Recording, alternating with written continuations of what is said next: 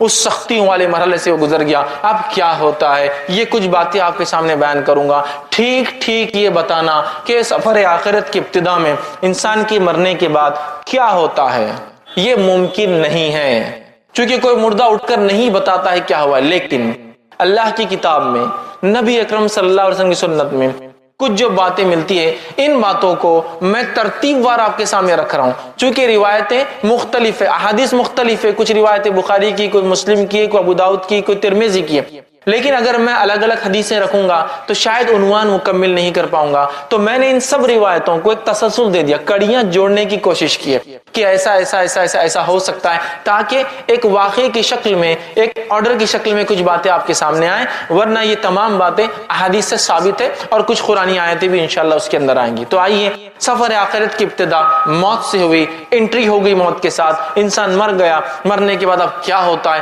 وہاں سے دیکھتے ہیں. یہ سفر آخرت کی ابتدا ہے.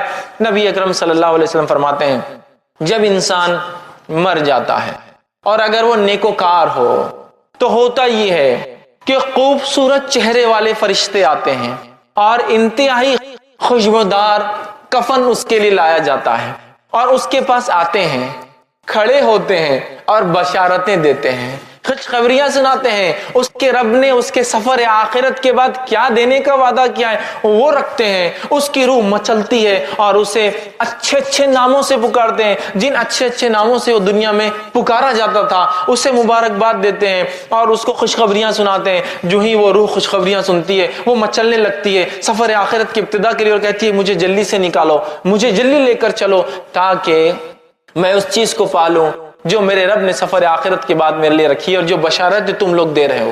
پھر فرشتے اس کو خوشبودار کفن میں جو ہے کفناتے ہیں.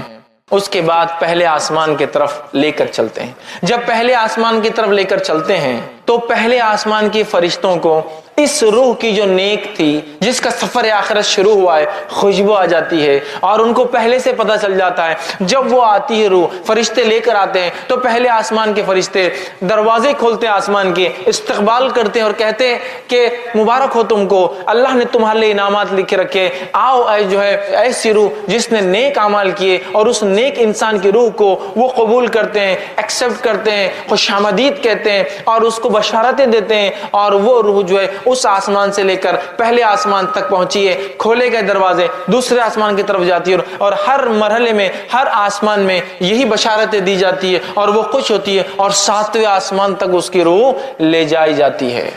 7ویں آسمان تک اس کی روح لے جائی جاتی ہے. پھر اللہ تعالیٰ حکم دیتا ہے اسے واپس اسی جگہ ڈال دو، اس لیے کہ میں اسے دوبارہ اسی سے اٹھاؤں گا. پھر اس روح کو لا کر قبر کے اندر ڈال دیا جاتا ہے. وہ نیک انسان جب قبر میں ڈال دیا جاتا ہے تو ڈالنے کے بعد وہ نیک انسان جو قبر میں جو ہے بیٹھ جاتا ہے، یاد رکھیے. اور اس کے بعد وہ مرحلہ شروع ہوتا ہے جو بہت سخت مرحلہ ہے، وہ ہے سوال اور جواب کا مرحلہ. منکر اور نکیر 2 فرشتے داخل ہوتے ہیں. بہت اندازہ لگائیے، مٹی کا گھروندہ ہے قبر، نہ کوئی دیا ہے، نہ کوئی لائٹ ہے، نہ کوئی ایسے ٹمٹما چھوٹی سی روشنی بھی موجود نہیں ہے، اور اس کیفیت میں اس مٹی کے نیچے انسان دبا ہوا ہے. دنیا میں چھوٹے موٹے کیڑے مکوڑوں سے لوگ ڈرتے ہیں. اندازہ لگائیے اگر اعمال صحیح نہ کیے تو پھر ڈھیروں من مٹی نیچے دبنا ہے. کوئی ساتھی نہیں، کوئی لائٹ نہیں، کوئی مددگار نہیں، اور اتنی خوف زدہ، خوفناک منکر اور نکیر جو قبر مٹی کو پھاڑتے ہوئے آئے. اندازہ لگائی دنیا میں کوئی انسان غصے میں آ جائے تو ہم ڈر جاتے ہیں، وہ پھاڑتے ہوئے آئیں گے اور بجلی جیسی آواز ہوں گی. لیکن نیک انسان آ کر اسے اٹھائیں گے، اور اٹھانے کے بعد اس سے 3 سوال کریں گے. اور پہلا سوال کیا جائے گا، من ربک، تیرا رب کون ہے؟ نیک انسان اطمینان سے بیٹھیں گا. اور آپ سے فرماتے ہیں کہ سورج غروب ہوتا دکھایا جائے گا. یہ سب غائب کی باتیں ہو رہی ہے. قبر کے معاملات، سفر آخرت پورا غائب سے متعلق ہے. سورج ڈوبتا ہوا دکھایا جائے گا. وہ کہیں گا فرشتوں سوالوں کے جواب میں بعد میں دیتا ہوں، عصر کا وقت جا رہا ہے، سورج ڈوب رہا ہے، میں نماز پڑھ لیتا ہوں. فرشتے بتائیں گے یہ قبر ہے، یہاں نماز کی ضرورت نہیں. تو کہیں گے ہاں ٹھیک ہے، کنٹینیو کرو، آگے بات کرتے ہیں. چونکہ وہ دنیا میں نیکی کا عادی تھا اور بالخصوص نماز کا عادی تھا، لہٰذا قبر میں بھی جب سورج کو ڈوبتا ہوا دیکھتا ہے تو کہہ رہا ہے کہ عصر کا وقت جا رہا ہے، میں پڑھ لیتا ہوں. تو اندازہ لگائیے نماز کے کتنے فوائد ہیں. بتایا جائے گا نہیں ختم ہو گیا، نماز کا سلسلہ نہیں ہے، اعمال ختم ہو گئے، جو ہو گئے ہو گئے، اب تم لہٰذا بیٹھو اور جواب دو. تو جب پہلا سوال کیا جائے گا وہ کہیں گا میرا رب اللہ ہے. دوسرا سوال ہوگا من نبیوں کا، कौन है तुम्हारे नबी? तो वो जवाब देगा मेरे नबी मोहम्मद सल्लल्लाहु अलैहि वसल्लम है। तीसरा सवाल होगा मा दीनों का, दीन क्या है तुम्हारा, किस दीन पर थे दुनिया में? वो कहेगा मेरा दीन इस्लाम था। ये कहने के बाद जब एक नेक इंसान अपने सफर आखिरत के इब्तिदा में जो टेस्ट उसका होगा, जो ओरल उसका लिया जा रहा है, जो वाइवा उसका हो रहा है, उसमें अगर वो राइट आंसर्स देता है इन तीनों क्वेश्चंस के, तो नतीजा ये होगा फरिश्ते सवाल जवाब का सिलसिला खत्म कर देंगे। तीनों जवाब इसने दिया है और एक खिड़की खोली जाएंगी और जहन्नुम बताई जाएंगी और कहा जाएगा ये वो चीज है जिससे तेरे रब ने तुझे बचा लिया। वो बंदा शुक्र अदा करेगा। और एक खिड़की खोली जाएंगी और बताया जाएगा ये तेरा मुकाम है जन्नत में, ये तेरा मुकाम है। वो रूह मचल उठेंगी और वो फरिश्तों से कहेगा नेक इंसान, ऐ फरिश्तों मुझे मोहल्लत दे दो, मैं जाके अपने रिश्तेदारों को बता देता हूँ ये मेरे रब ने नेकियों की वजह से दिया है। फरिश्ते कहेंगे लौटने का चांस, लौटने का जो है कोई जो है इसके अंदर इम्कान नहीं है, लिहाजा तुम इत्मीनान करो। और फिर वो इंसान दुआ करेंगे अल्लाह क़यामत जल्दी कायम कर, क्योंकि वो मुकाम मुझे चाहिए जो बताया गया मेरा वहां। और वो कहेंगे क़यामत जल्दी कायम कर अल्लाह, ताकि मैं उठूं उस रोज और सफर आखिरत का जो एंड होगा उसमें जो डेस्टिनेशन जो बताया जा रहा है, जो मुझे मिलने वाला है, ये मुझे जल्दी से मिल जाए। और उसके बाद वो जन्नत की खिड़की खुली रहेंगी, उसकी कुछ हवाएं वो महसूस करेगा, एक बेहतरीन बिस्तर उसके लिए बिछाया जाएगा। और फरिश्ते कहेंगे ऐ शख्स आराम से इत्मीनान से सो जाओ, तुम्हारा सफर मतलब उसका सफर शुरू हो गया, इत्मीनान से तुम इस पे सो जाओ। और उसे एक दुल्हन की तरह बिस्तर पे सुला दिया जाएगा और उसके बाद वो इत्मीनान से सो जाएगा। अल्लाह की तरफ से हुक्म होगा इसका नाम इल्लीन में नेकोकारों के रजिस्टर के अंदर इंदराज कर दिया जाए, लिख दिया जाए, उसका रजिस्टर में नाम लिख दिया जाएगा नेकोकारों की। आइए इसके बिलमुकाबिल वो इंसान जो गुनाह करता था, मासियत, जुर्म, कुफ्र, शिर्क, निफाक, उसकी जिंदगी उसमें गुजरी, इस शख्स की मौत कैसी आती वो भी देखिए, इसका सफर आखिरत स्टार्ट कैसा होता वो भी देखते हैं हम। अल्लाह रब्बुल इज्जत हम पर रहम करे और हमारी हिफाजत करे। बहुत सख्त सफर है, वैसे मौत की हौलनाकी कितनी खतरनाक थी, लेकिन एक जो गुनाहगार इंसान होता है उसके पास फरिश्ते जब उसकी रूह का वक्त आता है, पहले तो कहता मोहलत दी जाए, छूट ढील दी जाए, कहा जाता ढील नहीं है। उसके बाद फरिश्ते जो कि इंतहाई घटिया सूरतों में, बुरी सूरतों में आते हैं और इंतहाई बदबूदार टाट का एक उसके लिए कफन लाते हैं और लाने के बाद कहते हैं कि ऐ मग़ज़ूब रूह, अल्लाह का तुझ पर गज़ब होने वाला है, तूने गुनाह और मासियत के, निकल, तेरा मुकाम ये, चूंकि जैसा नेक आदमी को बशारत दी जाती है, इसको इसका मुकाम के ताल्लुक से बशारत दी जाती है, निकल तुझे यहां जाना है।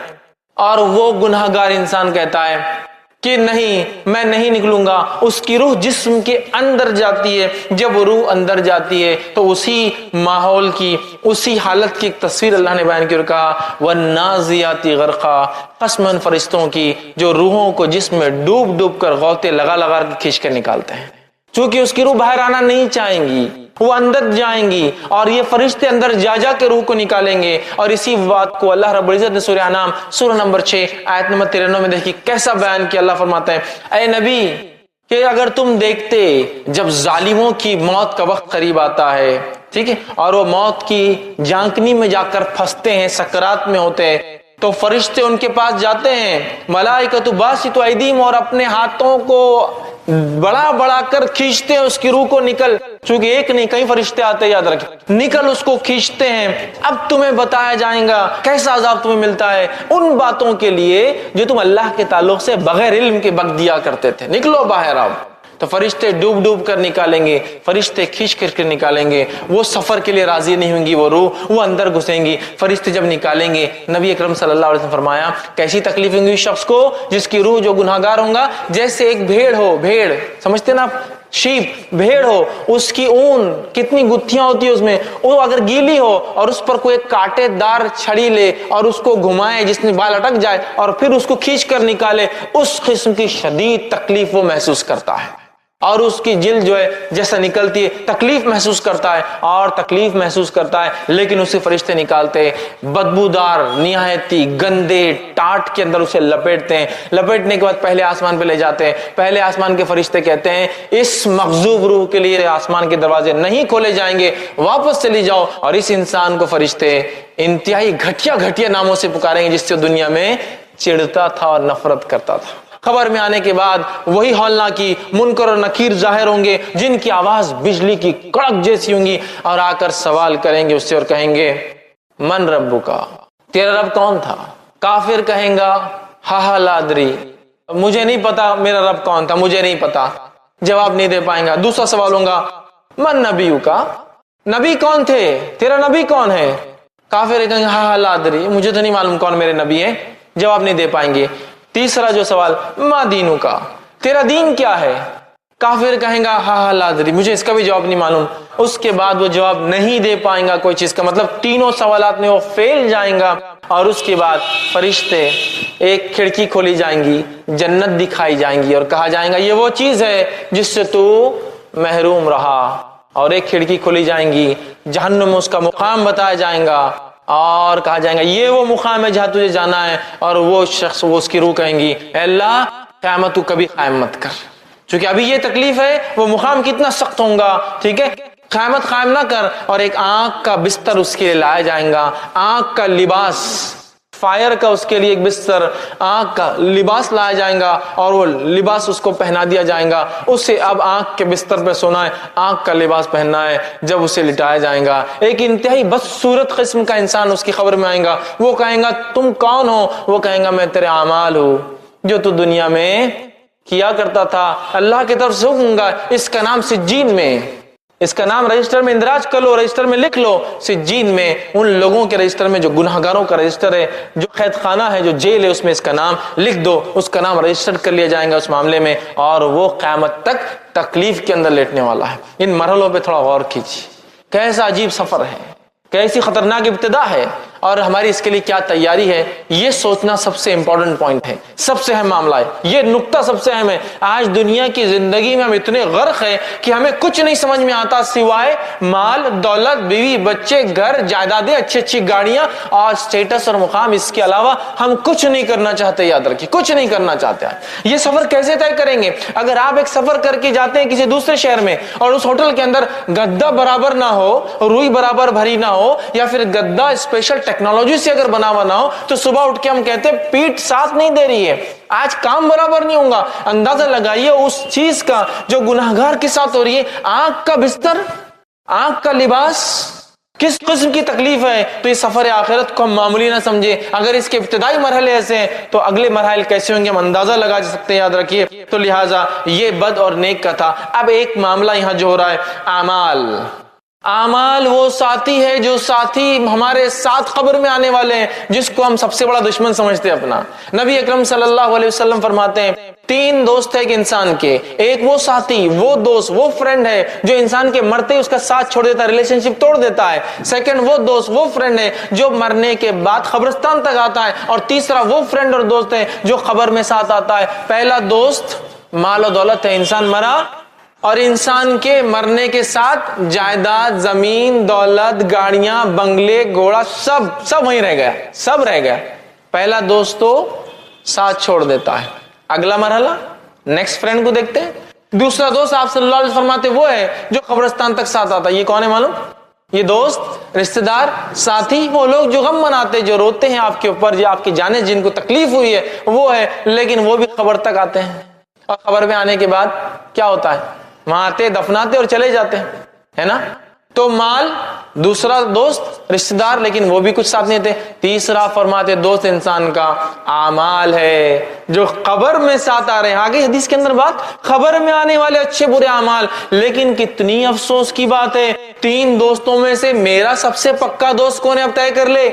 اور دیکھا یہ جا رہا ہے کہ آج کل ہم لوگوں کا سب سے پکا دوست تیسرا نہیں ہے وہ اعمال، پہلا سب سے پکا دوست مال ہے۔ بھائی مال، اس کے وجہ سے رشتہ داریاں توڑ دی جاتی ہے، اس کو کمانے کے لیے حلال اور حرام کی تمیز چھوڑ دی جاتی ہے، اس کو کمانے کے لیے سب کچھ کیا جا رہا ہے، اس کو کمانے کے لیے، حاصل کرنے کے لیے غبن، تکلیف، ٹھیک ہے، اس کے بعد لوگوں کے حق مارے جا رہے ہیں، اسی کے لیے تو دنیا میں سب کچھ ہو رہا ہے، یاد رکھیے۔ اور یہ سب سے پکا دوست ہے، اسی کی وجہ سے تو ہم نے سنتوں کو ترک کیا، इसी की वजह से तो फराइज को हमने छोड़ा। अरे भाई जोहर के टाइम पे नमाज को चल जाएंगे तो काम कम होगा, सैलरी कम हो जाएंगी, लिहाजा 1 घंटा बढ़ जाएगा ना। इसी के लिए तो हमने नमाज फराइज छोड़े, इसी के लिए तो जो रिश्तों को जोड़ने का हुक्म है वो तोड़े कि रिश्ते बाकी रखेंगे तो आ जाएंगे कल को गरीब रिश्तेदार, बोलेंगे ये दो ये दो ये दो, कहां से लाऊंगा, तोड़ो रिश्तेदारियां, चूंकि माल मांग लेंगे ये। तो इसी के लिए तो सब कुछ किया, इसी के लिए अहकामात छोड़े इस्लाम के, इसी के लिए फराइज छोड़े, इसी के लिए रिश्तेदारियां तोड़ी, इसी के लिए बगैर हलाल और हराम की तमीज के और मैंने हराम कमाया, रिश्वतखोरी की, गबन किया, चोरी की, जो कुछ हो सकता है किया, माल हासिल किया। और ये ऐसा बेवफा साथी है, फर्स्ट स्टेज में छोड़ देता है, इंसान मर के चला जाता है, झगड़ा जायदाद का चलते रहता है। इसको सबसे पक्का साथी बना लिया हमने, जबकि सबसे कच्चा है ये, सबसे ज्यादा बेवफा दोस्त है ये। दूसरा दोस्त रिश्तेदार, कहां तक आते हैं ये भी, खबर तक। ये वही रिश्तेदार है ना जिनके लिए आपने शरीयत को बालाए ताक रखा, भाई शादी ऐसी करो, ऐसी शादी थोड़ी होती समाज में, बड़े क्या कहेंगे हमारे। ये वही रिश्तेदार है ना जिनकी वजह से सुन्नतों को छोड़ा, ये वही रिश्तेदार है ना जिनकी वजह से हमने दीन और इस्लाम को छोड़ा। अरे भाई पूरे खानदान में कोई अमल नहीं करता, मैं कैसे करूंगा, नाम दिखाना है, समाज में आगे बढ़ना है, बच्चों की शादियां वगैरह होना है, लिहाजा मैं ये कुरान हदीस और सुन्नत की बात नहीं कर सकता यहाँ। तो ये रिश्ता जिनके लिए आपने इस्लाम को छोड़ा, ये रिश्तेदार है जिसके लिए आपने सब कुछ किया, इस्लाम और शरीयत को बाला ताक रखा, सुन्नतों की अहमियत को हमने वो किया। मेरा बेटा है इसके लिए कैसा होगा, ये कर लिया, मेरी बेटी है। रिश्तेदारों के लिए ये इतने बेवफा है, बस कब्रिस्तान तक आएंगे, 2 आंसू बहाएंगे, बीवी हो तो 4 महीने 10 दिन गम करेंगे, उसके बाद सब कुछ दुनिया का चलने लगेगा। कोई साथ नहीं आ रहा माल, कोई साथ नहीं आ रहा खबर में एक भी रिश्तेदार जिसके लिए ये 2 फ्रेंड्स के लिए सब कुछ किया, ये सबसे बेवफा है। तीसरा जो दोस्त है जिससे सबसे कम और हल्की दोस्ती और फ्रेंडशिप है मेरी और आपकी आज, वो है अमाल। ये जिंदगी में भी साथ है, ये कब्र में भी साथ है, ये मकाम महशर में तराजू में भी तोला जाएगा, और इंशाअल्लाह अल्लाह के फजल और रहम के बाद ये वजह बनेगा जन्नत में जाने की। अमाल अमाल, लेकिन अमाल बाद में, पहले माल फिर रिश्तेदार क्या बोलेंगे, यही मामला है ना। देखिए कोई काम करना है, नहीं भाई इससे पहले तो देख लो बिजनेस पे क्या फर्क आता। दूसरा रिश्तेदार क्या बोलेंगे, अरे नहीं तो सुन्नत है, रिश्तेदार क्या बोलेंगे, भाई समाज में रहना है ना। उसके बाद अमाल का सोचा जाएगा। तो ये दोस्त, ये अमाल जिसको हमने सबसे कमजोर दोस्त बना लिया, उससे वो मजबूत दोस्ती और रिश्ता नहीं रखा, यही वो अमल है जो हर जगह आने वाला है, खबर में भी आएगा, खबर में भी आएगा। एक तो मसला हल हुआ। दूसरा, सवालात तो कितने आसान दिखते हैं ना, मन रब्बू का, रब्बी अल्लाह, मेरा रब अल्लाह है, कितना आसान जवाब है। मन नबीयू का, मेरा नबी कौन है, कितना आसान जवाब, किसको नहीं पता कि नबी मोहम्मद सल्लल्लाहु अलैहि वसल्लम है हमारे, आसान। माँ दीनों का, दीन क्या था तेरा, कितना आसान है दीन इस्लाम। 3 सवाल और 3 अल्फाज में जवाब है इसके, अल्लाह, मोहम्मद सल्लल्लाहु अलैहि वसल्लम और इस्लाम।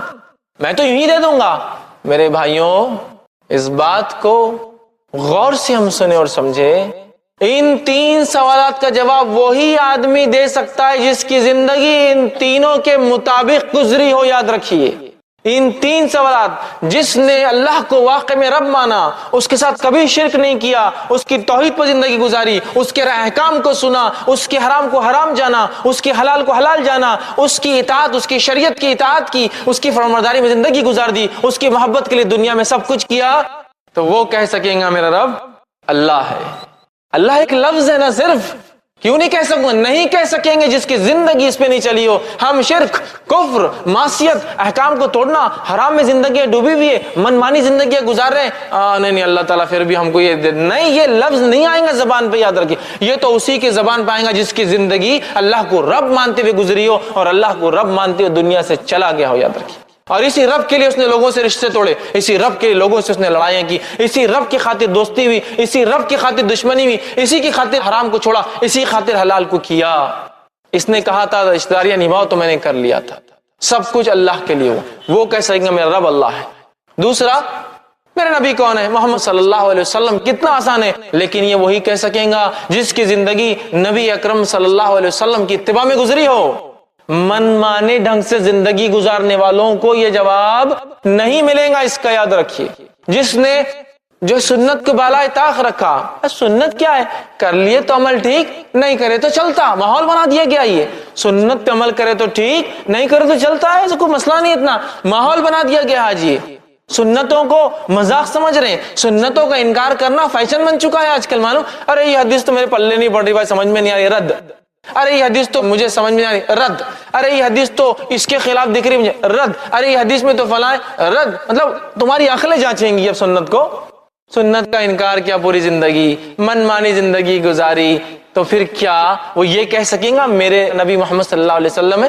یاد رکھیے, جو نبی اکرم صلی اللہ علیہ وسلم کی محبت کرتا ہے, محبت کا تقاضا اطاعت اور فرمانبرداری ہی یاد رکھیے. اس لیے کہ آپ صلی اللہ علیہ وسلم نے فرمایا کہ جس نے میری سنت سے محبت کی اس نے مجھ سے محبت کی. من احب سنتی فمن احبنی, اس نے مجھ سے محبت کی. ومن احبنی کان معی فی الجنہ, اور جس نے مجھ سے محبت کی میرے ساتھ جنت میں ہوگا.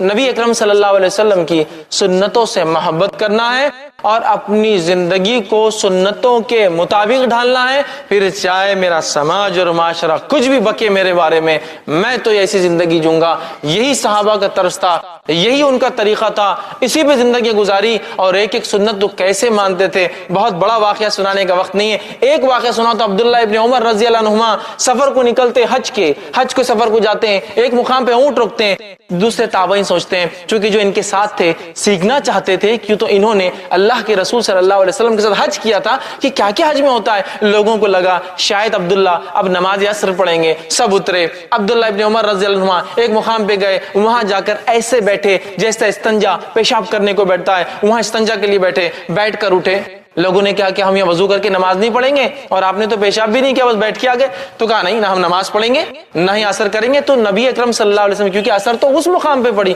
تو کہا پھر یہاں کیوں رکے ہو؟ تو کہا نبی اکرم صلی اللہ علیہ وسلم کے ساتھ میں حج کے سفر پہ تھا, آپ صلی اللہ علیہ وسلم یہاں استنجا فارغ ہوئے تھے, مجھے آیا تو نہیں تھا, پھر بھی میں بیٹھنا پسند کرتا ہوں یہاں.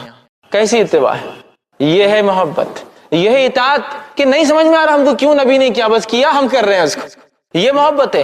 یہ تھا ان کا عمل, سنتوں سے یہ محبت تھی. یاد رکھیے آج ہمارا کیا حال ہے, سنت تو ہے نا, چلتا ہے, سنت تو ہے نا, دیکھا جائے گا. ارے بھائی سنت ہی ہے نا, فرض تھوڑی ہے. یہ حال ہم نے بنا دیا ہے. تو کیا ایسا شخص یہ کہہ سکے گا ہاں میرے نبی محمد؟ نہیں کہہ سکیں گا.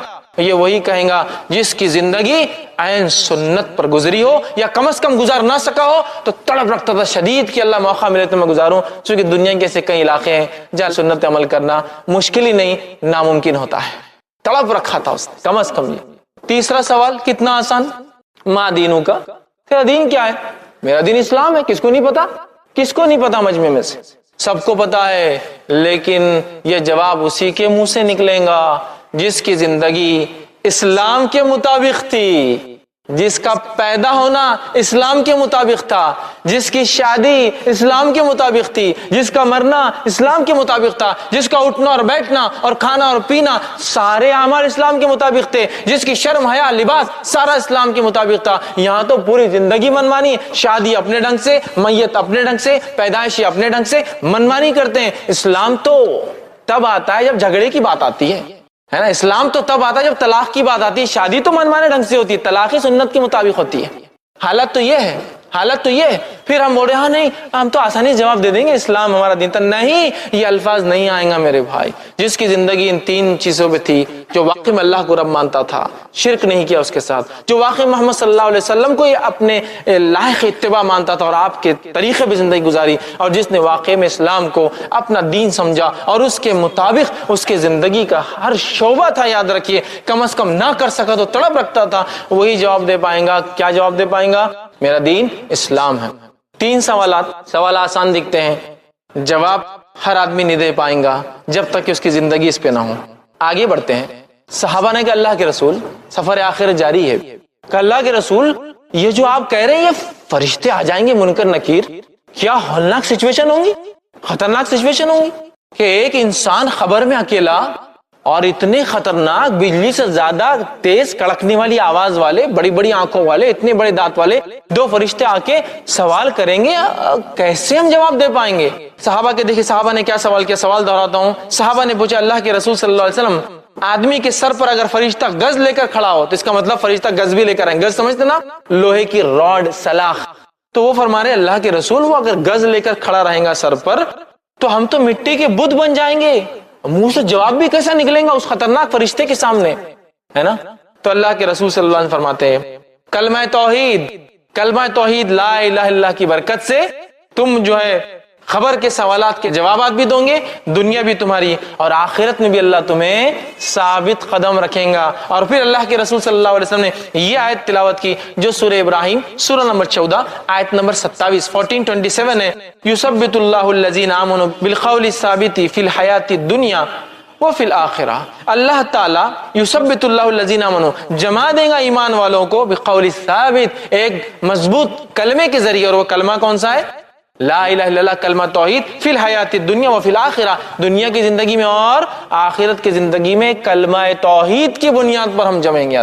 تو دنیا میں بھی اگر ہمیں قدم جمانا اپنے کلمہ توحید اور اس کی برکتیں ہوں گی جس کی وجہ سے ہوں گا، اور آخرت کا تو معاملہ کلمہ توحید ہی ہے، لا الہ الا اللہ ہے۔ تو یہ بھی پتہ چل گیا کہ برکت توحید کی کیا ہے، یہ توحید کی برکتوں کی وجہ سے انسان کے سوال و جواب میں آسانی، منکر نکیر سے نہیں ڈرے گا، دنیا اچھی گزارے گا، اور انشاءاللہ العزیز آخرت بھی اس انسان کی اچھی ہوں گی۔ اب آئیے آگے بڑھتے ہیں، خبر میں ایک چوتھا سوال بھی ہوں گا، حیرت مت کیجیے، لیکن یہ سوال نہیں ہے، یہ فرشتے پوچھیں گے، پھر سوال کی شکل میں نہیں، تعجب کی شکل میں یا تعریف کی شکل میں۔ وہ کیا چیز ہے؟ اس کے تعلق سے ابو داؤد اور بخاری کی روایت آتی۔ ابو داؤد کی روایت میں ہے، نبی اکرم صلی اللہ علیہ وسلم فرماتے ہیں جب بندہ 3 سوالات کے جواب دے دے گا، مطلب یہ نیک انسان تھا، رائٹ آنسرز دے دیں گا، تو فرشتے اس سے پوچھیں گے اور سوال کریں گے ما یدریک، تجھے ہمارے سوالات کے جواب کیسے آئے؟ بہت امپورٹنٹ ایشو ہے۔ اگر جو لوگ اسٹوڈنٹس ہیں، اسکول کالج جاتے ایگزامز دیتے ہیں، وہ اس بات کو سمجھ سکتے ہیں کہ وائیو میں اگر کوئی کوشچن آنے والا ہے اور وہ کوشچن کا آنسر کہاں ملتا ہے اگر پتہ چل جائے تو کتنی بڑی بات ہوگی نا، وہی بات ہو رہی ہے۔ فرشتے پوچھیں گے پتہ کیسے چلا آپ کو یہ 3 سوالات کے یہ 3 جواب ہے؟ سب سوال کرنے والے تو نیک انسان کیا جواب دیں گے؟ سنیے، اللہ کے رسول صلی اللہ علیہ وسلم فرماتے ہیں، یہ مسند احمد کی روایت کا ایک ٹکڑا ایک حصہ ہے، آپ فرماتے ہیں قرأت کتاب اللہ، میں نے اللہ کی کتاب پڑھی تھی، آمنت بھی، میں اس پر ایمان لایا، وصدقت، اور اس کی تصدیق بھی کی تھی میں نے کہ حق ہے۔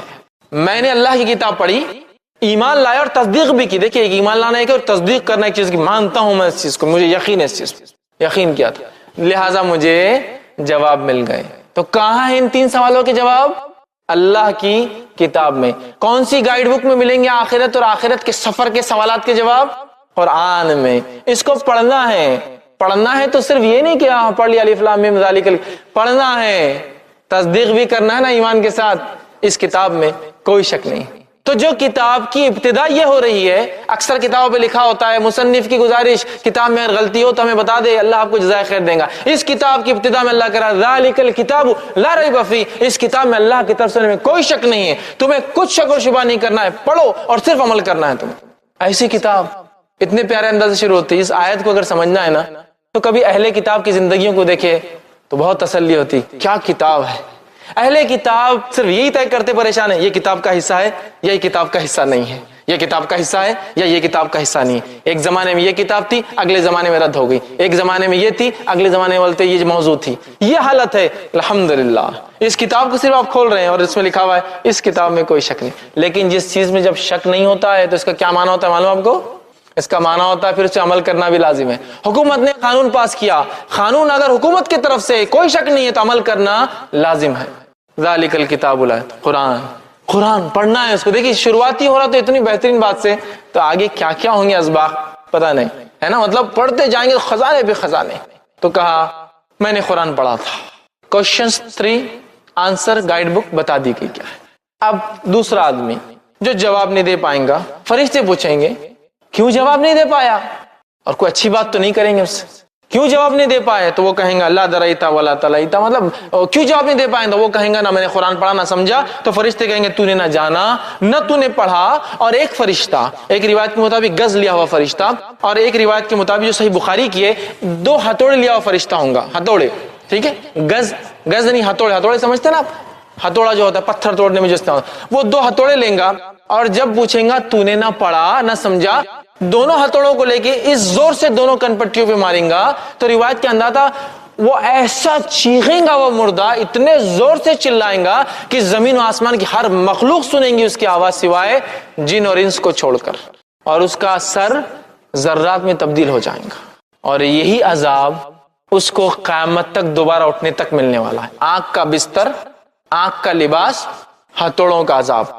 ایک روایت میں گز کے ہے، گز، وہ گز لے کے کھڑا ہوں گا، اور گز لے کے کھڑا ہوں گا اور اس زور سے ماریں گا، اور یہ گز والے فرشتے اور ہتھوڑے والے فرشتوں کی دونوں کی خصوصیت یہ دونوں اندھے اور بہرے ہیں، سنتے بھی نہیں ہیں، دیکھتے بھی نہیں ہیں، چاند ذرہ برابر بھی نہیں ہے کہ کچھ وہ کر سکے، نہ سنتے ہیں نہ دیکھتے ہیں کیا ہو رہا ہے، لیکن مارتے ہیں۔ اگر دونوں روایتوں کو ملا لیا جائے تو معنی یہ ہوا ایک فرشتہ کن پٹیوں پہ مارتا ہے ہتھوڑے سے، اور ایک فرشتہ پیچھے سے کھڑے ہو کر سر پہ مارتا ہے گز، دونوں روایتوں کو ملاتی ماں۔ تو اس گز کے تعلق سے آپ نے فرمایا جب وہ گز اٹھاتا ہے اور مارتا ہے اس کے سر پر، چونکہ سفر آخرت کی تیاری نہیں کر کے آیا تھا، تو وہ گز جب سر پہ پڑتا ہے تو اس کا سر ذرات میں تبدیل ہو جاتا ہے۔ اور آپ صلی اللہ علیہ وسلم نے فرمایا کیا تم جانتے ہو یہ گز کے بارے میں کیسی گز ہے وہ جو لوہے کی سلاخ ہے؟ صحابہ نے کہا آپ بتائیے کیسی ہے؟ تو کہا یہ گز ایسی ہے کہ اگر ایک بڑے پہاڑ پر مار دی جائے تو ایک وار سے پورا پہاڑ ذرات، ذرات سمجھتے ہیں نا، ذرات ان پارٹیکلز کو کہتے ہیں جن کو بغیر پھونکے کے خود بخود اڑتے رہتے ہیں انوائرمنٹ کے اندر، ایٹماسفیئر میں، ذرات میں تبدیل ہو جائیں گا۔ اور پھر آپ نے فرمایا یہ گز کتنی وزنی بتاؤں؟ اتنی وزنی ہے کہ سارے انس آدم علیہ السلام سے لے کر آخری بچہ جو پیدا ہوں گا، اور سارے جن ابلیس سے لے کر آخری جو جن ہوں گا، سب بھی اگر جمع ہو جائے اور اس گز کو ہلانا چاہے تو ہلا بھی نہیں سکتے ہیں، اتنا ویٹ ہوگا اس ایک گز کا۔ تو کن پٹی پہ ہتھوڑے، سر پہ گز مارا جائیں گا۔ اب نماز کی اہمیت بتائی جا رہی، اگر ایسا نہ ہوا تو شیطان ان لوگوں پر، اس بستی والوں پر، اس شہر والوں پر غالب آ جائیں گا اور ان کو جو ہے وہ بکھیر دیں گا، یاد رکھیے، مطلب اللہ کی اطاعت اور اس کی بندگی سے دور کر دیں گا۔ تو یہاں پتہ چل رہا ہے باجماعت نماز کی کیا اہمیت ہے۔ اسی طرح دوسری ایک روایت میں آپ صلی اللہ علیہ وسلم فرماتے اور کہتے ہیں، یہ روایت جو صحیح بخاری کی ہے، روایت کے الفاظ سننے کتنے سخت ہے۔ آپ صلی اللہ علیہ وسلم فرماتے اور کہتے ہیں کہ مجھے اس ذات کی قسم جس کے ہاتھ میں میری جان ہے، میں نے ایسا ارادہ کیا کہ ایک مرتبہ لکڑیاں جمع کروں اور اذان دینے لگاؤں، جب اذان ہو جائے تو کسی اور کو نماز کے لیے آگے بڑھا دوں، جب وہ نماز شروع کر دے تو پھر میں بستی اور شہر میں نکلوں اور ان تمام لوگوں کے گھر کو آگ لگا دوں جو بنا کسی عذر کے وجہ کے گھر میں جو ہے نماز پڑھتے ہیں۔ میرا دل چاہا کہ ایک مرتبہ جو ہے میں لکڑیاں جمع کروں اور اذان دینے لگاؤں اور خود نہ نماز پڑھاتے ہوئے کسی اور کو اپنے جگہ مصلی پہ کھڑا کر دوں، اور پھر نکلوں اور نکل کے ان لوگوں کے گھر کو آگ لگا دوں جو بنا کسی وجہ کے عذر کے جو ہے وہ نماز با جماعت میں شریک نہیں ہوتے ہیں، بس ان کے گھروں کو جلا دوں۔ مسند احمد کی روایت میں اضافی الفاظ ہے، اگر مجھے چھوٹے بچوں کا اور عورتوں کا خوف نہ ہوتا تو میں ان کے گھر جلا دیتا۔ اگر مجھے اس میں عورتیں، چونکہ عورتوں کو بجماعت نماز فرض نہیں ہے، بچوں کے اوپر عبادت فرض نہیں جب تک وہ بالغ نہیں ہوتے، تو اگر مجھے عورتوں اور بچوں کی فکر نہ ہوتی تو میں ان کے گھر جلا دیتا۔ تو کتنی اہمیت بتائی جا رہی بجماعت نماز کی، سمجھ میں آ رہی ہے؟ بجماعت رہنے کی ہر معاملے میں، اور نماز، اور چونکہ نماز ایک ایسا رکن ہے جو ہر روز 5 وقت ہوتا ہے، زکوٰۃ تو سال میں ایک بار ہے، حج زندگی میں ایک بار ہے، لیکن یہ تو روز ہو رہا ہے یہ عمل، زکوٰۃ سال میں ایک بار ہے، ٹھیک، روزہ سال میں ایک بار، لیکن یہ روز ہوتا ہے۔ اگر یہاں اجتماعیت ہماری ہوں گی تو بہت سارے اس کے فائدے ہوں گے، اور اس بات کی گواہی آپ بھی دیں گے اور میں بھی دیتا ہوں۔ اجتماعیت کے فائدے تو اپنی جگہ ہے ہی، اجتماعیت میں رہنا، لوگوں کے ساتھ رہنے کے بہت سے بینیفٹس سے یاد رکھیں، ٹھیک۔ اور یہاں شریعت کا حکم بھی ہے، تو کتنا اہم حکم ہے کہ گھر جلا دینا۔ اسی سے علماء لکھتے ہیں کہ نماز با جماعت یہ واجب اور فرض ہے، یاد رکھیں، با جماعت پڑھنا واجب اور فرض ہے، سوائے شرعی عذر کے، سوائے مجبوریوں کے، سوائے مسجد نہ ہو کسی علاقے میں، مسلمان ہے لیکن مسجد نہیں ہے، سوائے اس کے کہ آپ کی صحت ساتھ نہ دے، حالات ساتھ نہ دے، یہ ایک الگ چیز ہے، یہ عذر ہے، مجبوریاں ہیں، ایکسیپشنل کیسز ہیں، ٹھیک۔ اسی طرح آپ صلی اللہ علیہ وسلم فرماتے اور کہتے ہیں، ایک نابینا صحابی جن کا نام ام مکتوم آتا ہے، صحیح مسلم کی روایت ہے، ام مکتوم، وہ آئے اور کہا اللہ کے رسول صلی اللہ علیہ وسلم، میں ایک نابینا انسان ہوں، یہ نابینا تھے، اندھے تھے، میں ایک نابینا انسان ہوں اور مسجد آنا میرے لیے مشکل ہوتا ہے، اس لیے کہ مجھے ہر بار کوئی لے کر آنے والا نہیں ہوتا ہے۔ وہ نابینا تھے اور نابینا انسان کو ظاہر سے چلنے میں بہت تکلیف ہوتی ہے، تو کہا مجھے ہر بار کوئی انسان نہیں ملتا جو مجھے پکڑ کر مسجد تک لا کر چھوڑ دے، تو لہٰذا کیا میں اپنی نمازیں گھر پر پڑھ لوں؟ تو آپ صلی اللہ علیہ وسلم نے کہا ٹھیک، تو اپنی نمازیں گھر پر پڑھ لے۔ جب وہ جانے لگے تو راوی کہتے اللہ کے رسول صلی اللہ علیہ وسلم پلٹے اور کہا کہ میں مکتوم 1 منٹ رکو ذرا ٹھہرو۔ وہ ٹھہر گئے۔ ٹھہرنے کے بعد ان سے کہا کیا تمہیں اذان کی آواز سنائی دیتی؟ تو کہا اللہ کے رسول صلی اللہ علیہ وسلم ہاں مجھے اذان کی آواز سنائی دیتی ہے۔ تو کہا اگر اذان کی آواز سنائی دیتی ہے تو پھر میں تمہیں حکم نہیں دے سکتا ہوں گھر پر نماز پڑھنے کا، تم کو مسجد آنا ہی پڑے گا۔ اگر اذان کی آواز آتی ہے تو میں تمہیں حکم نہیں دے سکتا ہوں گھر میں پڑھنے کا، تمہیں مسجد آنا پڑے گا۔ تو اندازہ لگائیے نماز با جماعت کی کیا اہمیت ہے کہ ایک نابینا بھی اس سے ایکسیپشنل نہیں، جس کو کتنا بڑا عذر ہوتا ہے دکھتا ہی نہیں۔ تو کہ اگر اذان کی آواز آتی ہے تو کسی نہ کسی کے ساتھ تم کو آنا پڑے گا، میں تم کو چھوٹ نہیں دے سکتا ہوں اس کی۔ ایک آدمی کو ایکسیپشنلی چھوٹ دیتے آپ سب کے لیے ہو جاتی ہے نا۔ اذان کی اگر آواز آتی ہے تو اسی سے علماء یہ مسئلہ اخذ کرتے ہیں کہ کہیں مسجد اتنی دور ہو، سواری کا انتظام نہ ہو اور اذان کی آواز بھی نہ آتی اور اذان کی آواز بھی نہ آتی ہو تو بہرحال وہ آدمی پھر مجبور ہے۔ اگر وہ جماعت سے نہ پڑھ سکے تو الگ بات ہے، کیونکہ اذان نہیں آ رہی، مطلب مسجد بہت دور ہے کہ اذان کیا اسے سنائی نہیں دیتی، ورنہ اگر سنائی دیتی ہے تو جانا پڑے گا، نابینا کو بھی جانا پڑے گا۔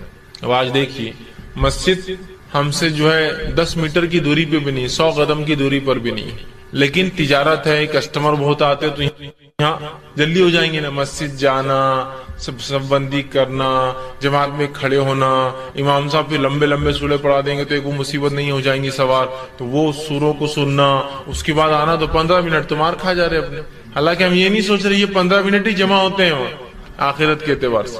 تو میں کیا کرتا ہوں، ایک مصلی لے لیتا ہوں، نماز تو نہیں چھوڑا الحمدللہ، لیکن مصلی لے لیتا ہوں اور اندر ہی بچھا لیتا ہوں دکان کے اندر، اور وہیں فوراً جو ہے رکعت باندھی اور فر جلدی سے ختم ہوا، نہ جانے کا وقت لگا نہ آنے کا وقت لگا، نہ امام صاحب کی لمبی لمبی رکعتیں ملی، اور آرام سے جو ہے نماز ہو گئی، اپنا بزنس بھی چالو۔ ایک بھائی کھڑا ہے، دوسرا نماز پڑھ رہا ہے، پھر دوسرا کھڑا ہوتا پہلا پڑھتا ہے، حالانکہ بازو جماعت ہو رہی ہے۔ کس قسم کی سستی اور اہدی پن ہے یاد رکھیے، کس قسم کا، آپ اندازہ لگائیے۔ اور ہر جگہ ہی سستی اور کاہلی نظر آ رہی، چاہے تجارت کو آگے بڑھانے کے لیے، چاہے معاملات میں جو ہے آگے بڑھنے کے لیے، ہے نا۔ ایک امپورٹنٹ میٹنگ ہے، میں تو یہ ان کی بات کر رہا ہوں جو نماز پڑھتے ہیں لیکن جماعت سے نہیں پڑھتے، ابھی بے نمازی کی بات نہیں ہو رہی، لہٰذا میں بے نمازی کے نقصانات وہ میں کچھ نہیں رکھوں گا آج انشاءاللہ آپ کے سامنے، وہ میرا عنوان نہیں ہے چونکہ، ورنہ پھر اس میں ایک درس چلا جائے گا کہ نماز کی اہمیت اور بے نمازی کے کیا نقصان ہو سکتے ہیں۔ ہم تو ان کی بات کریں جو نماز پڑھتے ہیں 5 وقت لیکن جماعت سے نہیں پڑھتے، تو ان کے بارے میں کتنی سخت باتیں آ رہی ہیں۔ جو جماعت سے نہیں پڑھتے ان کی بات ہو رہی ہے، نہیں پڑھنے والوں کا تو الگ ہی معاملہ، جو پڑھ رہے ہیں لیکن الگ پڑھتے ہیں تو ان کے گھر جلانے کی بات ہو رہی ہے، سمجھ رہے آپ بات۔ تو تجارت یا معاملات کے لیے بھائی میٹنگ ہے، اس میں جلدی سے ختم ہو جائیں گی میٹنگ، ہاں یہ الگ بات ہے، اتنے لوگ جمع ہوں کہ وہاں جماعت قائم ہو سکتی ہے، اس میٹنگ کی جگہ پر اتنے لوگ جمع ہوں بزنس کے لیے کہ وہاں جماعت قائم ہو سکتی ہے، تو الگ بات ہے پھر کہ ٹیمپرری آپ رکے تو جماعت بنا سکتے ہیں، ہمیشہ کے لیے نہیں ہو سکتا ہے۔ لیکن میں ان کی بات کر رہا ہوں جو پرماننٹلی اپنا جو سلسلہ بنا دیتے ہیں کہ کچھ ہوا کہ بس جماعت کے لیے گھر میں کھڑے ہو گئے، کچھ ہوا کہ بس جماعت کے لیے گھر میں کھڑے ہو گئے، مطلب نماز کے لیے گھر میں کھڑے ہو گئے، انفرادی ہوتا ہے، یا کبھی مسجد نہ جانے کو چرانے کے لیے، حالانکہ 10 قدم پہ مسجد ہے، ایک جماعت اپنی بنا لے تاکہ یہ جماعت جلدی ہوں گی نا، اپنے حساب سے ہوں گی کہ وہ دستر پہ کھانا لگ چکا ہے، اب کہاں مسجد جاتے نماز کے لیے، یہیں پڑھ لیں گے۔ میں ایکسیپشنل کیس کی بات نہیں کر رہا ہوں کہ رمضان میں آپ کسی دعوت میں، جہاں الحمدللہ رمضان میں تو تقریباً لوگ نماز پڑھتے ہی ہیں، جس کی وجہ سے مسجدیں ویسے ہی نہیں پڑتی ہے، تو مسجد والے بھی چاہتے ہیں کہ آپ کہیں پڑھ لے تو اچھا ہوتا ہے نا، مسجدیں نہیں پڑتی ہے ویسے ہی نہیں پڑھ رہی ہے نمازوں میں، عام نمازوں میں تو کوئی خاص دعوت ہو جائے محلے میں تو مسجد تو پیک ہو جاتی ہے، تو ظاہر سی بات ہے وہاں کو بنا لے، وہ تو ایکسیپشنل کیسز ہوتے ہیں۔ لیکن جنرل اس میں ہم ایسا کرتے ہیں، بہت سے لوگ ایک سلسلہ بنا لیتے ہیں کہ بس گھر میں نماز پڑھ لو، بزنس کی جگہ نماز پڑھ لو، چھت پر نماز پڑھ لو، ٹھیک۔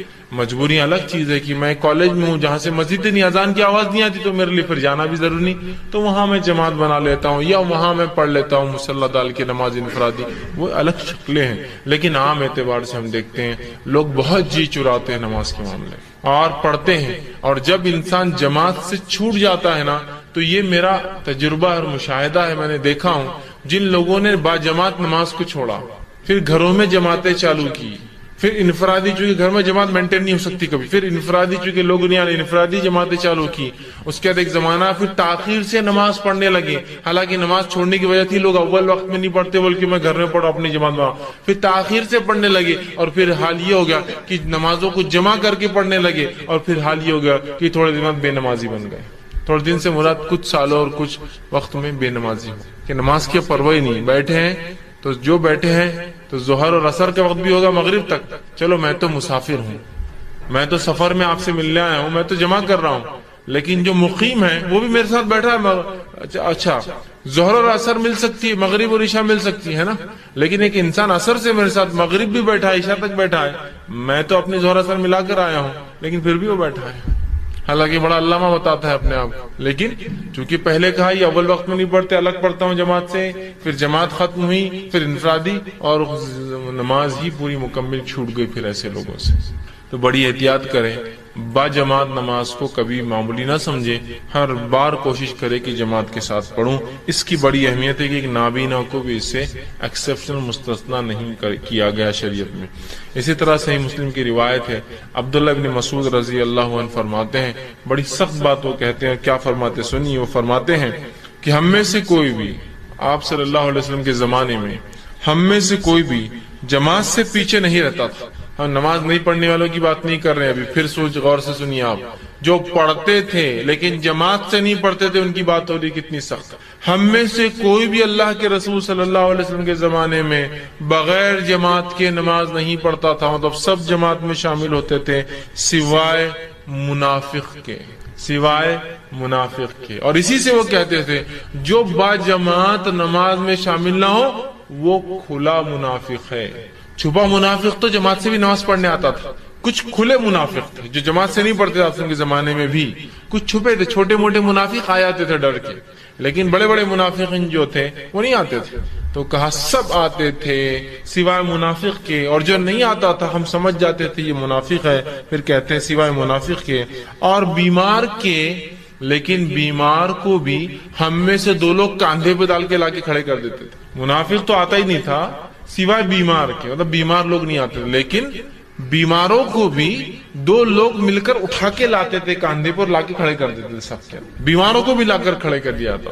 دیکھیے با جماعت نماز نہ پڑھنے کے تعلق سے کیا بتا رہے صحابہ کی منافقت کی ایک علامت ہے، چونکہ منافق ہی با جماعت نماز میں نہیں آتا ہے۔ دوسرا، بیمار بھی ہوتا تو اٹھا کر لایا جاتا نماز کے لیے۔ آج تو ہماری بیماریوں کا کیا کہنا ہے نا، کیا ہو گیا بھائی آج نماز اپنے جماعت سے نہیں پڑھی، آج میرے کو 3 چھینکیں آ گئی صبح صبح، اور 3 چھینکیں تو بہت زیادہ ہوگی آپ کے لیے، ہے نا، اتنی صحت کہاں دی اللہ نے آپ کو 3 چھینکیں برداشت کر سکے، چوتھی چھینک میں تو ہارٹ اٹیک آ جائے گا آپ کو۔ ٹھیک ہے، اچھا کیا آپ نے آج نماز کو کیا۔ ارے آج آپ با جماعت نماز میں دکھ نہیں رہے 2-4 دن سے، ارے بہت زیادہ بیمار ہونا، کیا بیماری ہے آپ کی؟ وہ ہاتھ میرا روز دکھ رہا۔ اچھا تو آفس بھی نہیں جا رہے؟ نہیں، آفس تو جانا پڑتا نا، مجبوری ہے۔ اچھا پھر آپ اسکول کالج میں؟ نہیں، وہ اس کے بغیر تھوڑی چلتا۔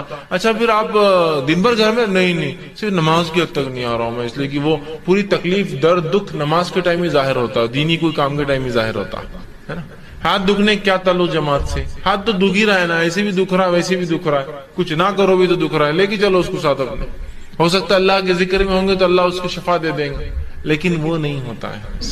اللہ کے رسول صلی اللہ علیہ وسلم کے تعلق سے آتا ہے، آپ کی وفات سے کچھ دن قبل آپ نے چلنا پھرنا بند کر دیا تھا، آپ چل پھر نہیں پا رہے تھے، خود سے اٹھ نہیں پا رہے تھے، بلکہ آپ نے جب نماز کے لیے ارادہ کیا 2 دن پہلے یا 3 دن پہلے، روایتوں مختلف الفاظ، ارادہ کیا تو آپ کھڑے ہو کر گر جاتے تھے، مطلب اتنی طاقت نہیں تھی قدموں میں کہ چل سکے، آپ گر جاتے تھے۔ روایت میں کہ آپ اٹھے، وضو کیا، کھڑے ہوئے اور گر گئے، چونکہ پھر بے ہوش ہو گئے، بے ہوشی سے وضو ختم ہو جاتا ہے، اس لیے کہ پتہ نہیں انسان نے کیا کیا، پھر آپ اٹھے، پھر وضو کیا، پھر گر گئے، پھر آپ اٹھے، پھر وضو کیا اور پھر گر گئے۔ یہ کیفیت تھی آپ کی، اتنی کمزوری تھی۔ اس میں آتا ہے کہ اللہ کے رسول اتنی کمزوری میں بھی ہم 2 صحابہ کو بلاتے اور دونوں کے کاندھوں پر ہاتھ رکھتے، آپ کے پیر ڈالنے کی طاقت نہ تھی تو آپ صلی اللہ علیہ وسلم پیر رگڑتے جاتے مٹی کے اندر، مطلب آپ چل نہیں سکتے، تو اب ظاہر سے ایک آدمی کاندھوں پہ 2 لوگوں نے ڈال دیا اور کھینچ کے لے جا رہے، ویسے آتے تھے۔ اور آپ نے ہمیں کچھ دن بیٹھ کر نماز پڑھائی، پھر لیٹ کر نماز پڑھائی، اور پھر ابوبکر صدیق نماز پڑھاتے تھے اور آپ سے پیچھے لیٹتے تھے، چھوڑی نہیں لیٹ کر پڑھی۔ اسے پتا چلا مسجدوں میں ایسا نظم ہونا چاہیے کہ جہاں مصلی بیمار بھی آئے تو لیٹنے کا پروویژن بھی ہو کہ وہ نماز پڑھ سکے، بیٹھنے کا بھی ہو کہ وہ پڑھ سکے. یاد رکھیے، ٹھیک.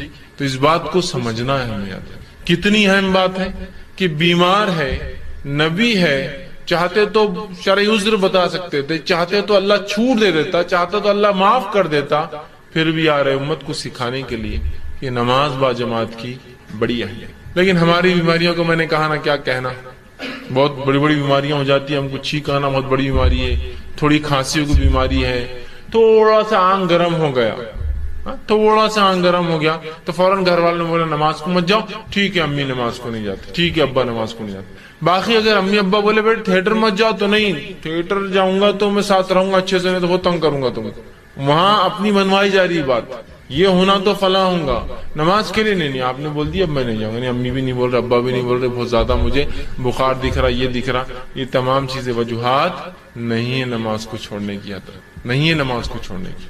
بہرحال اسی طرح نماز با جماعت کی اہمیت اس سے ہی پتہ چلتی ہے. سورہ نساء سورہ نمبر 4 آیت نمبر 102 میں اللہ نے فرمایا کہ جب تم جنگ میں ہو اور جنگ کی حالت میں ہو اور خوف کا معاملہ ہو، جنگ ہو یا خوف ہو مطلب دشمن کے حملے کا ڈر ہو، تو تب امام کے پیچھے کچھ لوگ کھڑے ہو اور کچھ لوگ حفاظت کرے، پھر کچھ لوگ کھڑے ہو کچھ لوگ حفاظت کرے. اسے کہتے ہیں صلاۃ الخوف.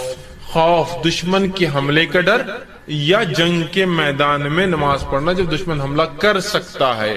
تو تب نماز کا طریقہ یہ کہ ہاف جماعت لڑیں گی جو مسلمانوں کی ہے، آدھی امام کے پیچھے آئیں گی یا جو بھی امام طے کرتا ہے جو بیسٹ پاسبل اسٹریٹجی ہو سکتی ہے پیچھے آئیں گی. ایک شخص نماز وانے اور آپ صلی اللہ علیہ وسلم صلاۃ الخوف پڑھی، آپ نے پڑھ کر بتایا صلاۃ الخوف کیا ہوتی ہے اور کیسے ہوتی ہے. تو امام کھڑے ہوتے، اللہ کے رسول کھڑے ہوئے ایک مرتبہ نماز کے لیے، آدھے صحابہ پیچھے آئے، ٹھیک، آدھے صحابہ پیچھے آئے، اس کے بعد 2 رکعت کے بعد سلام پھیر کر چلے گئے، پھر آدھے اس کے بعد آئے. رسول اللہ کنٹینیو کر رہے اپنے، آپ نے 4 پڑھی، صحابہ نے 2 اور اس کے بعد کی جماعت نے 2 رکعت پڑھ کے اپنے گئے. سمجھ رہا بات؟ تو خوف کا ماحول ہے، دشمن کے حملے کا ڈر ہے. اتنے میں بھی نبی اکرم صلی اللہ علیہ وسلم بتا رہے ہیں، اللہ حکم دے رہا ہے کہ نماز با جماعت ہوں گی، کہ آدھے لوگ پڑھے اور آدھے حفاظت کریں. تو گویا حملے کے اس میں بھی، خوف کے ماحول میں بھی، وہاں بھی نماز با جماعت پڑھنا ہے. تو اس کی فرضیت سمجھ میں آ رہی ہے. نماز با جماعت کتنی اہم چیز ہے کہ خوف کے ماحول میں بھی جماعت بنانا ہے. دشمن کا ڈر، اور یہ کوئی دشمن کے ڈر کی بات کر رہا ہوں، چوہے بلی کتا آ جانے کا ڈر نہیں کہ آ جائیں گا بکری آ کے یہ کھا لیں گی. دشمن جہاں جان کا ڈر ہے، دشمن آئیں گا اچانک تو کیا آ کے بولیں گا نماز توڑ دو، میں لڑنے آیا تم سے، چلاؤ لڑنے، وہ تو نماز میں آپ کو مارے گا. سمجھ؟ تو وہاں بھی کہا کہ آدھے لوگ حفاظت کے لیے کھڑے ہوں گے، آدھے لوگ نماز پڑھ. صلاۃ الخوف تو اس کا طریقہ پورا قرآن نے بتایا. سورہ نساء آیت نمبر 102 اور اس کے آگے اٹھائیے، پورا طریقہ آپ کو مل جائے گا. معاف کرنا، ہاں 102 آگے پورا طریقہ آپ کو نماز کو مل جائے گا صلاۃ الخوف. اور رسول اکرم صلی اللہ علیہ وسلم پڑھائی، صحابہ بیان کرتے کہ ایسے ایسے مختلف ادوار میں ایسا ایسا ایسا ایسا آپ نے اس نماز کو پڑھایا، لیکن وہ بھی با جماعت. تو آپ دیکھ رہے ہیں جماعت کی کتنی اہمیت، کتنی اہمیت. لیکن ایک وضاحت یہاں ضروری ہے، جماعت کی اہمیت یاد رکھیے بہت ہے، لیکن آپ کو حالات اور ماحول دیکھنا بھی ضروری ہے.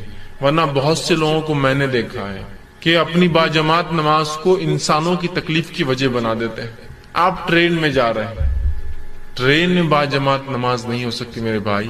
گورنمنٹ نے آپ کے لیے کوئی پروویژن نہیں کر رکھا ہے کہ مسلمان نماز پڑھیں گے تو ٹرین میں جگہ بنائی جائے. اب آپ پورے انسانوں کو بولیں گے رک جاؤ مسلمان آ گئے، اب نماز پڑھنا رہتی ہے ہم کو، اور جماعت سے پڑھیں گے اور کھڑے ہو کے پڑھیں گے ٹرین میں، اور مصلی بچھا دیا جاتا ہے. ایک آدمی وہ جو جگہ ہوتی جہاں سے لوگ جا رہے ہیں پیشاب کے لیے، پیخانے کے لیے، مطلب ٹوائلٹ یوز کرنے کے لیے، پانی لینے کے لیے، ہاکرز جو لوگ بیچنے والے ہیں کچھ کھانے پینے، وہ گھوم رہے ہیں، وہاں وہ جا کر امام کھڑا ہو جاتا ہے اور 2 آ کے مستعد کھڑے ہو جاتے ہیں. جیسا صلاۃ الخوف مطلب دشمن سے جنگ چل رہی ہے اور پیچھے نماز ہو رہی ہے، اور جماعت باندھی جاتی ہے. پھر جو لوگ بیٹھے مسلموں کا چلو ہٹو اٹھو، چلو چلو عورت تم چلو، عورت کو ہٹا ایسے اوپر بھیجو، یہ کرو. پوری ٹرین مطلب ایسا ہوتا ہے کہ آپ کے لیے مخصوص کر دی جاتی ہے. پوری ٹرین اتھل پتھل چلو، اور بیچارے لوگ ڈر کے بعد داڑھی والے لوگ ہیں، اور پہلے ایسا امیج میڈیا نے کریٹ کر دیا، پتا نہیں کچھ زیادہ ہو تو نکالے اور چلو اس کو اڑا دو، اس کو اڑا دو، اس کو اڑا دو. وہ بیچارے ڈر کے فوراً عورتیں اوپر بیٹھ جا رہی، بچے یہ ہو جا رہے ہیں، یہ ہو جا رہے ہیں، اور آپ جماعت سے نماز پڑھ رہے. نہیں، سواری پہ رسول اکرم صلی اللہ علیہ وسلم جماعت سے نماز ثابت نہیں. ہاں سواری میں سہولت ہو, جیسے کہ اگر آپ سعودی عرب جائیے گلف کنٹریز میں تو وہاں ٹرین میں جیسے ہمارے پاس پینٹری کار ہوتا ہے نا, وہاں ٹرین میں ایک مسجد کا ڈبہ ہوتا ہے پورا, کھانے پینے کا ایک ہوتا ہے, آپ دیکھیں کینٹین. تو ویسے مسلم کنٹریز میں ٹرین کے اندر ایک ڈبہ ہوتا ہے, مسجد رہتی ہے, وہ وہاں جا کے آپ پڑھیے کتنا بھی, چونکہ وہ مسجد ہے خاص, اسی کے لیے رکھا گیا ڈبہ. یہاں نہیں ہوگا. لیکن یا بس ہے اور بس کو آپ بول دیں کہ بس روک دو, بس ہم سامان ہے, ہم کو جماعت سے نماز پڑھنا ہی پڑتی, اور بیچارے بس کے 40